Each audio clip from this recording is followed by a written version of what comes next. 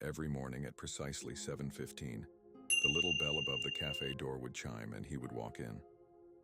Always the same order, 2 coffees, 1 black for him, 1 with cream and 2 sugars for her. The barista knew their routine by heart, had watched it unfold every single morning for 12 years. She knew how his hands would shake slightly as he carried the cups to their usual table by the window, how he'd always blow gently on her coffee before pushing it across the table, how she'd smile when their fingers brushed during the exchange. Then one winter morning the bell chimed at 7:15 as always, but only he walked in. "Just 1 coffee today, black." The barista opened her mouth to ask, but the look in his eyes stopped her. Some silences speak louder than words. Months passed.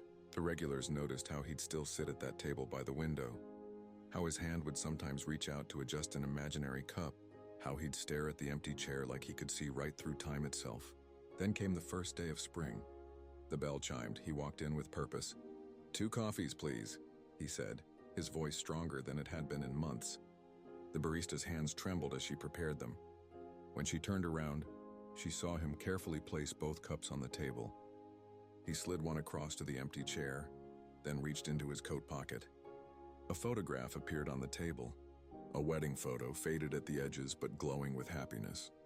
50 years to the day he raised his cup. "Happy anniversary, my love," he whispered. The steam from her coffee curled upwards, catching the morning light, and for just a moment, in that golden haze between memory and reality, it looked like she was smiling back. Some promises don't need words to be kept. Some loves don't need presents to be felt.